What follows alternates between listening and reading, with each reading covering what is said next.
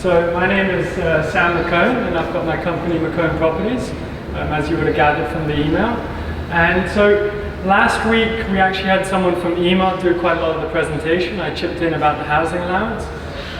He's not able to make it this week, so I thought, as opposed to talking too much about Emaar, I thought I'd try and give as much of a property market update as possible, give a little bit of an insight about Emaar, and then chip in towards the end about the housing allowance. We've got a lot of our agents on board, so after the presentation, feel free to come and speak with us, and we can hopefully give you guys as much help as possible. So I'd like to start off by giving a quick introduction to myself and to our company. So I first moved over in 1992 when I was just a little toddler. My dad was working for Emirates back then, and he worked for them for 25 years. And then subsequently, my brother's now been working with them for 3 years, so unfortunately I still get the tickets. We set up the business in 2013, and it was set up by myself and my parents, so it's very much a family-run business, and a lot of the people that work with us are our friends, and we like to have a very sort of focused on the buyer approach. So unlike some other real estate companies, we don't dedicate ourselves to any area or to any kind of product, but try to keep more of an open mind. And whatever the client's requirements might end up being, we go out there and we try and help find it. So it might be in the off-plan market, the ready market, something in the marina downtown, whatever it is, we're quite open to helping as best we can. Another thing which I wanted to highlight is that with my dad having worked with Emirates for so long, and my brother now, I've been introduced to a lot of pilots, and I've gotten to know how you guys think and work quite a bit. So it's kind of a relationship that I wanted to take to the next level, and that's why I signed up with APC, and it's something that we're looking to enhance quite a bit. So any feedback that you guys could give would be very welcome, and it's the kind of thing that we want to take one step at a time. So we're not here to push any sort of sales or anything, but just to give as much insight as possible. So I'm going to get straight to the crunch, because everyone talks about prices all the time, and naturally the first question I get asked every day is, how's the market? The truth is the market's been a challenge. And basically, I want to kick it off going back to 2011, because personally for me it's an important time, because it's when I started my real estate career, but it's also probably when the last cycle started. So obviously we had the financial crash back in 2008 and 9, and Dubai was a market that suffered quite badly from it. And we saw that throughout the years of 2010 and 11, the market was pretty much flat. There was a reduced number of buyers and there was very little activity. Now, back in 2011, the kind of properties that you could buy were like a 2-bedroom in downtown for 1.8, a Springs townhouse, a 3-bedroom for 1.8, something like that. That was sort of where the market was at. And in 2012 and 13, despite things being quite challenging at the time, it actually proved to be one of the best performing markets in the world. So the change happened quite drastically. And one of the examples I always like to give, because it's quite personal, but the very first property I actually ever sold was to my parents. And it was a 2-bedroom apartment in downtown. And they bought it with the idea of renting it out for a number of years and getting a return, because it was just when my father finished with Emirates. And we did that, and we got the place for 1.8, and 2.5 years later, after receiving a good amount of about 5% net in return, we actually had an offer for 3.4. So you can see it over doubled in value if we consider the rent as well. So even though a lot of people now discuss the negativity surrounding the property market, it does go in both ways. And I think it's quite important to recognize that as well. Now, prices have been on the decline since the second quarter of 2014. And one of the things I wanted to highlight were the reasons why I believe that decline has started to happen. So the first reason is that they had reached a new peak. Now, times were a little bit crazy leading up to the financial crisis here in Dubai. People were queuing up for property. It was, you know, the good old day. Unfortunately, I wasn't part of it. But, you know, again, we saw that prices had once again pretty much doubled over a 2.5-year period, and they had now reached a new height and were more expensive than they were in 2008. So the first argument I would make is that the prices were inflated. They had gone up too quick. The second thing that happened was that the central bank introduced what they now call the mortgage cap. So back then you used to be able to buy a property with 10% down payment, 15% down payment, and basically just a very small cash outlay and you could get the kind of property that you wanted. They since changed that to a foreigner required to put down 25% and the bank would lend the 75%. Now if the property happened to be over 5 million dirhams, that amount was 35% down and the bank would give you 65%. Now they also changed it so that any off-plan property you could only finance 50%, and your second property the bank would only give you 60%.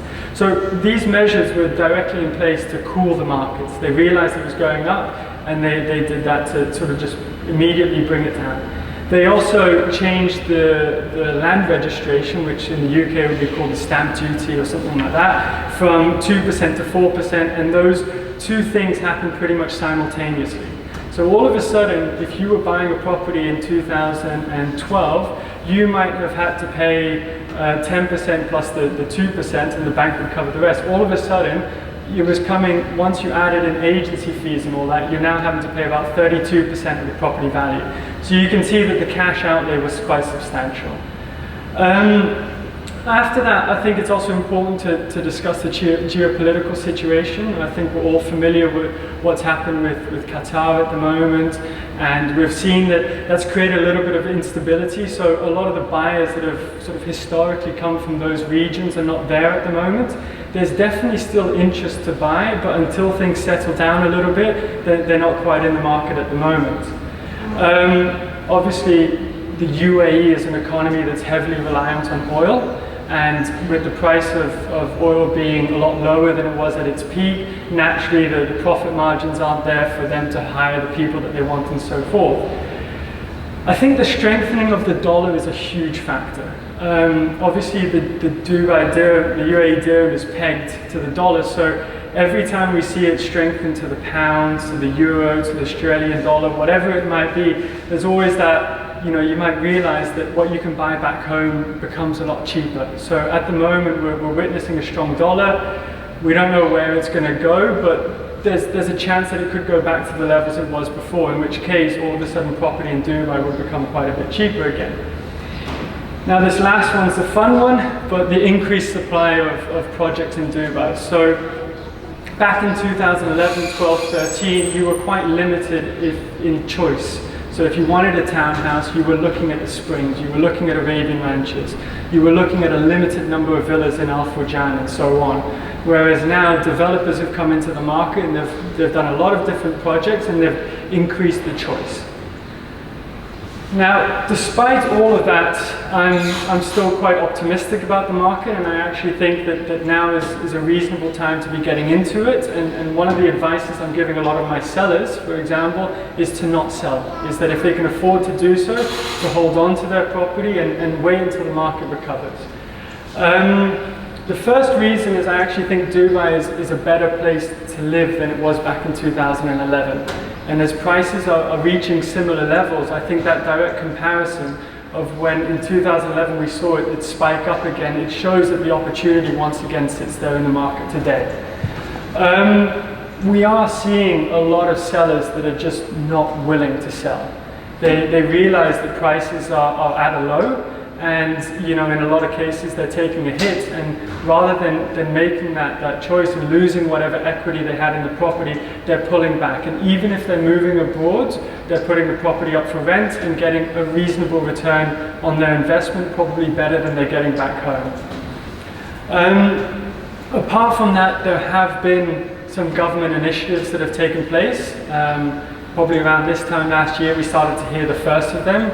We can talk about the 10-year visa, the 5-year, the retirement visa. I think a lot of that's going to help people from Asia or so, anyone that wants to make their new home Dubai, so that they can come here, buy a property and retire here, and they don't have to leave when they finish their job. The government also last year announced its biggest ever stimulus package, so 15 billion dirhams to go into the market. That is to add another 20% additional expenses towards the infrastructure. And also, I think it's quite important to highlight that they're looking to make improvements in the overall cost of living in Dubai. So we've seen, for example, that they put a cap on the housing fees. Yes, they're still expensive, but at least we can live with some sort of knowledge that it's not going to continue to just ever go up. Now, I'm going to talk about Expo 2020, but not for the same reasons as a lot of other people talk about it. There's two factors about Expo 2020 that sort of get me excited. The first is that I do believe we're going to see a higher number of tourists come through Dubai. So the estimations is that it's going to be somewhere between 20 and 25 million. Now, you know, having lived in Dubai pretty much my whole life, I believe it's one of those cities that's like, enough people come here, a certain percentage of them are going to want to stay. It doesn't appeal to everyone, but it's always got that group that it does appeal to. So getting more people to come through Dubai gives it the chance to see more people live here. More people live here, they rent, they buy, and so forth, and it is basically the concept that Dubai is built behind. Now the second thing that I think about Expo 2020 is it sets a date for the government. So it makes them target everything towards that. Now a lot of the construction that we see is kind of geared towards making sure that it's in place. The areas like downtown are a lot more established than they are today, and we're seeing a lot of emphasis going into that. But I want to come back to the mortgage cap, because that is the one thing that the government has in its control. It could change it today. And the moment it changes it, I can tell you right now, sellers are going to pull themselves off the market. Because they've witnessed now pretty much 5 years of struggling, seeing their property go down in value. And the moment that happened was when that mortgage cap was introduced. The moment they change that, all of a sudden the liquidity and the credit in the market will go up substantially. So if they've managed to endure this long, why not just, again, wait and see the prices go up? Now you can make the argument, why are they not doing that today? I think they will do it soon, but I think they want to wait until the right time, just before the expo, so that they set the market in the right conditions when that comes around. Now, just to be really frank, this is sort of like my undertaking of it, so I hope it transpires that way. But I think if you're a buyer, or if you're considering buying, it's very crucial that you make sure that you did so any time before that happens. Because when the mortgage cap changes, I think we are going to see a movement from a buyer's market to a seller's market. Where, as opposed to buyers trying to negotiate the prices further down, it's going to be sellers that are going to be like, I'm going to wait for the next best offer. That's what we saw in 2012 and 13, and that's what drove the prices up very quickly. Now, I wanted to go a little bit more in detail about the supply, because we get asked this question a lot. The first thing to acknowledge, and we live this every single day, there is demand. Companies like Emaar sell thousands of properties. It's a bit different today. They have to be a lot smarter about the kind of properties that they build, but they still sell. A lot of that money is still coming from Asia and the GCC, and those people are they're looking for new homes. They see this as a better place to live than back where they're from. So it's that pattern that's always existed in Dubai, and it's still going on. The other thing to consider as well is that the population has been growing. It's been growing ever since I came to Dubai in 1992, and even over the last 3 years, we can see that there's been a 25% increase in the population. I mean, those numbers, I know Dubai is still a very small city when you compare it to the big places around the world, but that kind of growth is huge. And despite a lot of the building that they're doing, it's not equivalent to the amount that is coming in. Now, again, there's been a shift in the kind of people that come in, and that's why we're seeing a shift in the kind of properties that developers are building as well. So that is something to consider. Now, I'm just going to leave you with this slide for a little bit. This basically highlights growth rental yields in major cities around the world. And one thing to consider as well is that a lot of these places, they charge tax on whatever rental income you get as well, whereas the Dubai rent is obviously tax-free. So you can see that at 5.8%, it's quite a high number. It means you're getting a good return on your investment, even if you don't live in the property.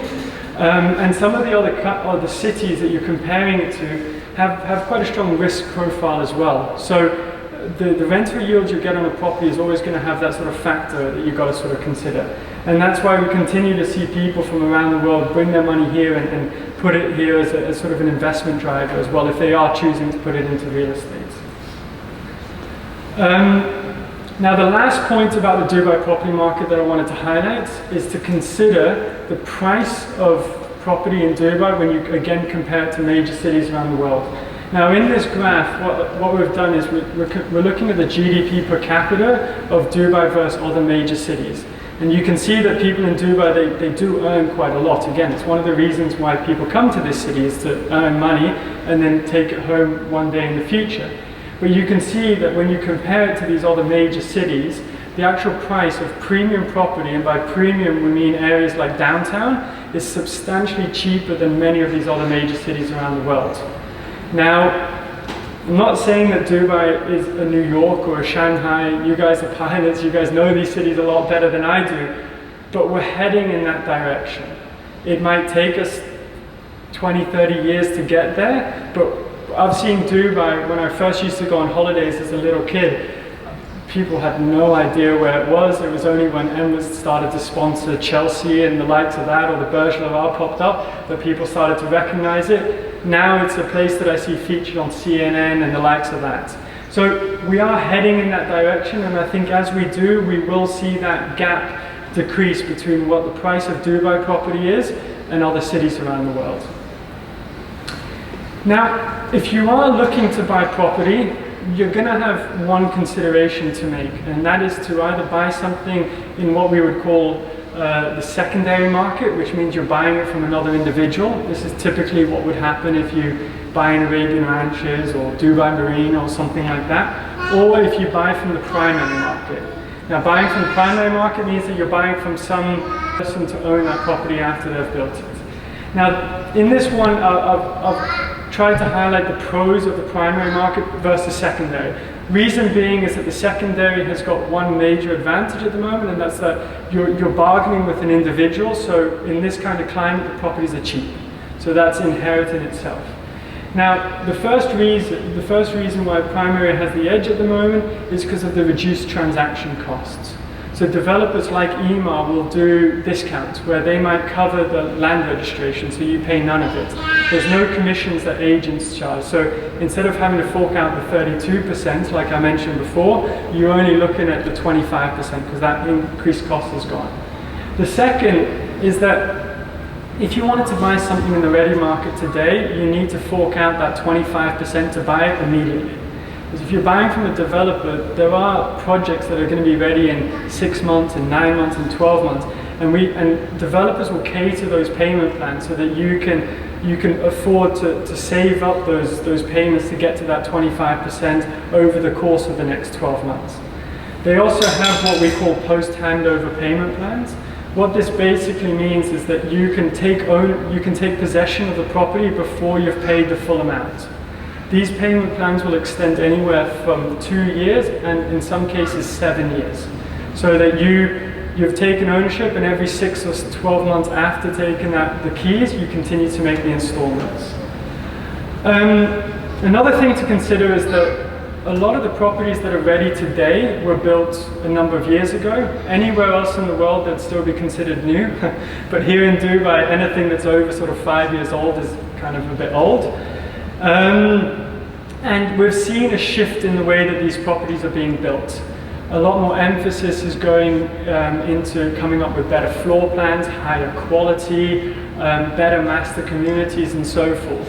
So buying something in, let's say, this new development, Dubai Hills, you're going to realize that it's a more thought through townhouse option than you're going to find in the Springs.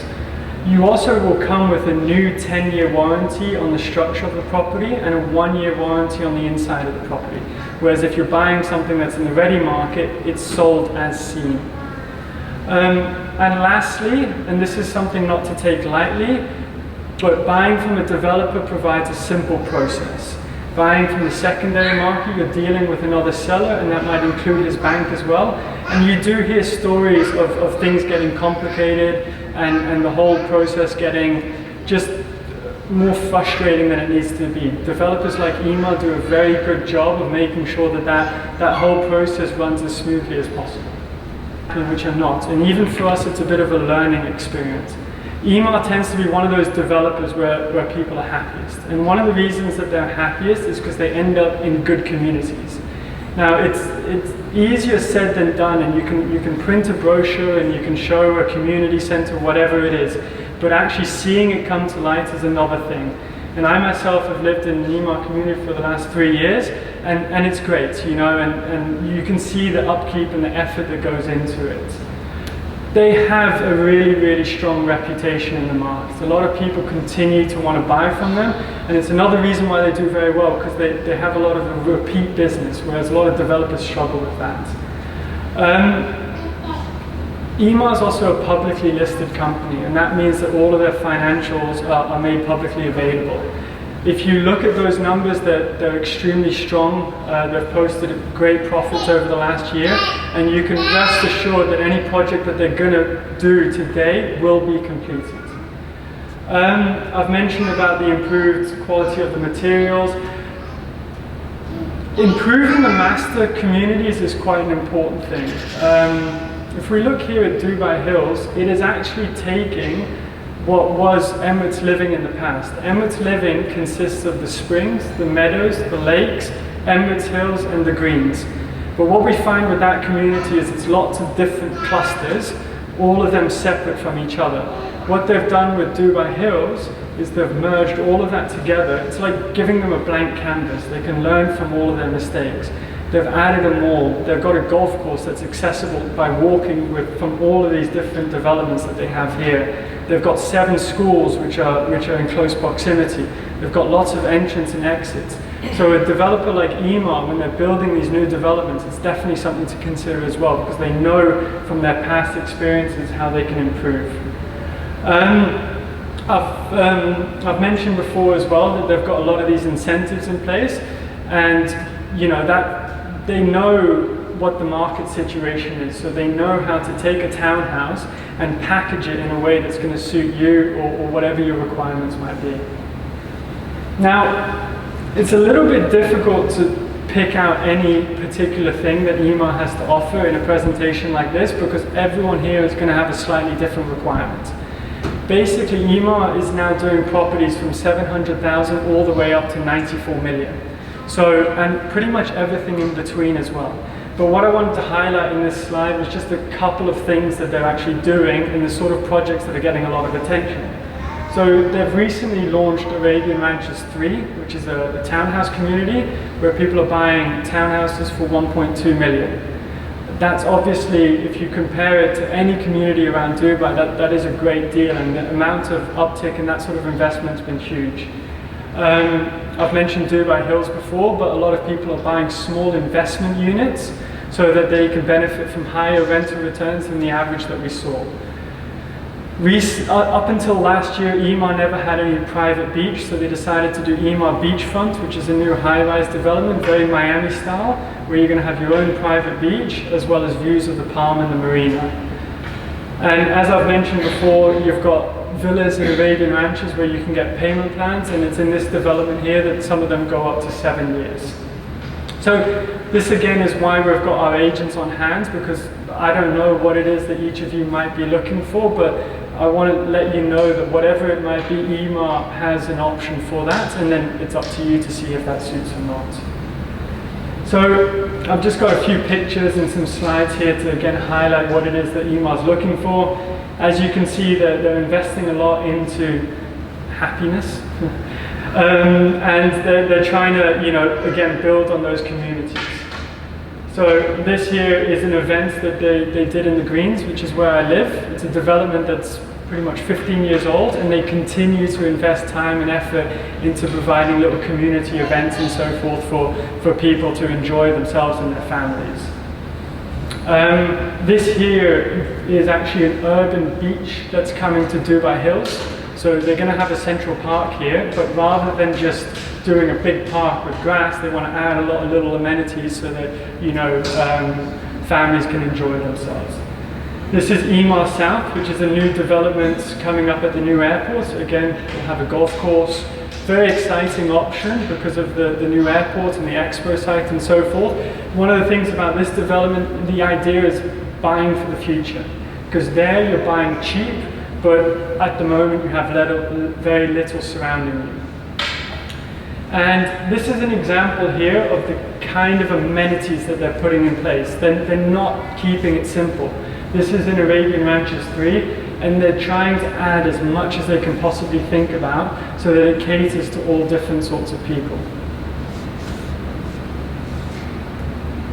And then here I've got 2 slides just to show a little bit of the externals of, this is again Arabian Ranches 3, so think properties for 1.2. You can see that they're not just any average old villa, they're still focusing on building something that's nice and attractive and appeals to a lot of people.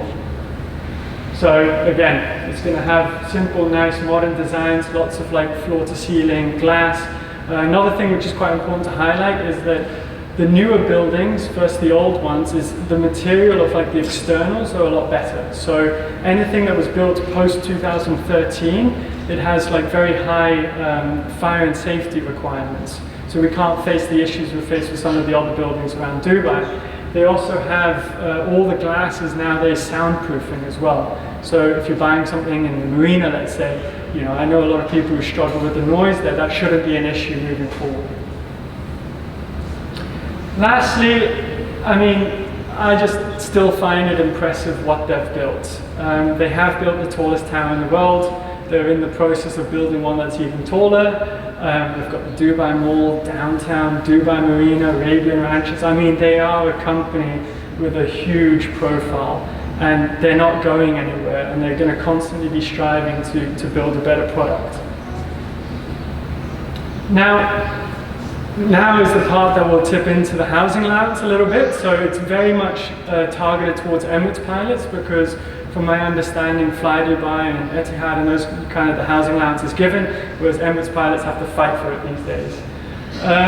So the first reason why I think it's quite important is that I don't think you're actually getting the right kind of property for what your allowance is. If you took the 172,000 as an FO or 193,000 as a captain, and you took that to Arabian Ranches, you get a lot more than what you're getting in Meydan South. So that first requirement is there, and you can improve on the lifestyle obviously and so forth. There's obviously a long-term savings that you can benefit from if that allowance is going towards paying off a mortgage rather than just going back to Emirates, because that's essentially what's happening if you're staying within the accommodation. There's the low sale prices, which I've touched upon already, and the low capital outlay. And as I've mentioned, I do think now is a great time for capital appreciation. So getting in now provides that opportunity. I've seen a good number of people get into the market recently, Emirates pilots. In fact, I've had 5 that have bought from us this year so far. And I think one of the things that kind of is making them do the jump at the moment is they don't know if the rules are going to change. Now, you know, the recent, up until, what was it, 2016, I think you could opt out and even move into rented accommodation. Then you had to buy, now you have to buy only in Dubai. And on top of that, any new starter now doesn't even get the choice. Once you opt out, you opt out. You then have the freedom. You're no longer tied in with this uncertainty. So I think there is that positive about it as well, to give yourself that freedom. And then again, touching upon what was mentioned before, whilst it is a buyer's market, whether it's buying something from the resale market or buying from a developer, at the moment you're able to benefit from some really great incentives.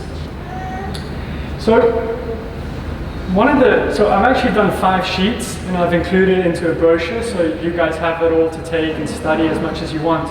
But one of the simplest routes to getting your housing allowance is to buy a small property that will rent itself out. The rent will cover the mortgage, and that's very achievable because those small properties get a high return. And then you have the housing allowance to do with whatever you want.